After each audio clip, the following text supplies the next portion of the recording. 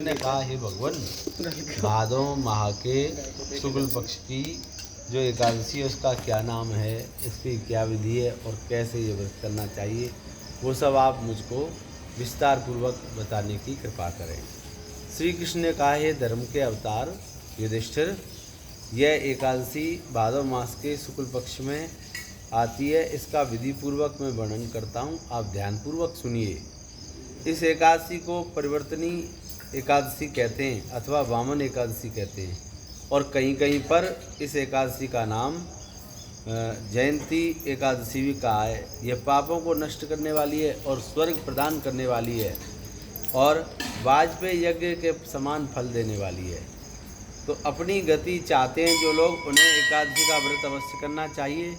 जो एकादशी के दिन वामन भगवान की पूजा करते हैं तो वे तीनों देवता अर्थात ब्रह्मा विष्णु महेश की पूजा करने का फल प्राप्त कर लेते हैं।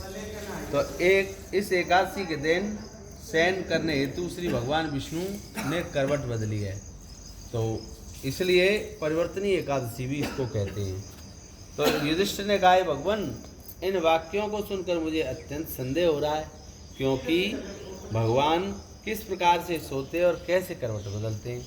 तो किस प्रकार से वामन रूप धारण करके राजा बलि को उन्होंने बांधा था और वो सब क्या क्या लीला की, चतुर्मास की कथा क्या है प्रभु, तथा आपके शयन करने के पश्चात मनुष्य क्या क्या कर्तव्य है, मनुष्य को क्या क्या करना चाहिए जब आप शयन करते हैं, ये विस्तार पूर्वक आप बताने की कृपा करें। श्री कृष्ण जी ने कहा, युधिष्ठिर, मैं अब तुमको पापों को नष्ट करने वाली इस कथा का वर्णन करता हूँ। त्रेता युग में दानव कुल में एक बलि नाम का मेरा बहुत बड़ा भक्त हुआ था और सत्यवादी ब्राह्मणों की सेवा करने वाला, गौ सेवा करने वाला, संतों की सेवा करने वाला, जिसने भक्ति के प्रभाव से इंद्रलोक पर अपना अधिकार कर लिया। बलि द्वारा इंद्र के स्थान को ले लेने से इंद्रादि सभी देवता स्थानों से भिन्न होकर के दुखी रहने लगे। अब तो उन्होंने भगवान के पास जाकर के प्रार्थना करी। भगवान ने वामन रूप धारण करके अत्यंत तेजस्वी ब्राह्मण बालक का रूप में राजा बलि पर जा करके विजय प्राप्त की थी। तो युधिष्ठिर ने कहा, माधव, आपने बलि को वामन अवतार में कैसे जीता था वह भी बताने की कृपा करें। तो इस प्रकार ये सब विस्तार से आप बताने की कृपा करें।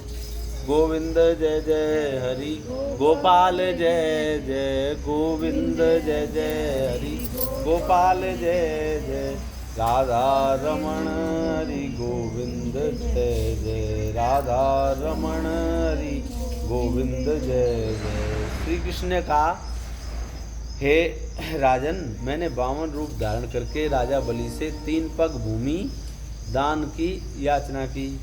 तो इस प्रकार वामन जी, तुम्हें 3 लोक का दान का फल प्राप्त होगा अगर तुम मुझे 3 पग भूमि दान में देते हो, वामन भगवान ने कहा। तो राजा बलि ने कहा, ये छोटी सी याचना, अरे तुम बहुत बड़ा कुछ जमीन, कोई बहुत बड़ी भूमि, कुछ भी मांग लेते, मैं आपको वो दे देता। लेकिन वामन भगवान बोले, केवल मुझे 3 पग चाहिए। इसलिए राजा बलि ने भूमि देने के लिए 3 पग का संकल्प कर दिया।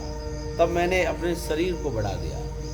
इस प्रकार भूलोक में पैर, भूलोक में जंगा और स्वर्गलोक में महरलोक में मेरा पेट, और जनलोक में हृदय और तपलोक में कंठ, और सत्यलोक में जो है मुख को रख करके सिर को ऊंचा उठा लिया। इस प्रकार राजा बलि को पकड़ करके पूछा, हे बलि, अब बताइए मैं अपना तीसरा पैर कहाँ रखूं। तो राजा बलि बोला, तीसरा पैर आप मेरे सिर पर रख दें। इसलिए ये दानव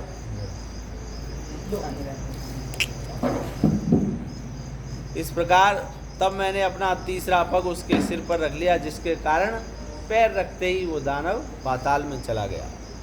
तो भादव के शुक्ल पक्ष की परिवर्तनी एकादशी के दिन मेरी एक प्रतिमा क्या है, क्षीर सागर में शयन करती है, और एक प्रतिमा शेषनाग पर क्षीर सागर में रहती है और एक राजा बलि के पास रहती है। तो कार्तिक मास की शुक्ल पक्ष की एकादशी भगवान शयन करते हुए करवट बदलते हैं इसी दिन भगवान त्रिलोकी सहित विष्णुनाथ की पूजा की जाती है। इसमें चावल दही सहित रुपए का दान किया जाता है। इस व्रत में रात्रि को जागरण करना चाहिए। इस व्रत को करने से मनुष्य के समस्त पाप मुक्त होकर के वो स्वर्गलोक को चला जाता है। बोल वृंदावन बिहारी लाल की जय, बालकृष्ण लाल की जय। हर सांस में हो सुमिरन तेरा, यूं बीत जाए ना जीवन मेरा। हर श्वास में हो सुमिरन तेरा, यूं बीत जाए ना जीवन मेरा। तेरी पूजा करके बीते, तेरी पूजा करके बीते सांझ सवेरा, यूं बीत जाए ना जीवन मेरा। हर सांस में हो रन तेरा, यूं बीत जा जीवन मेरा।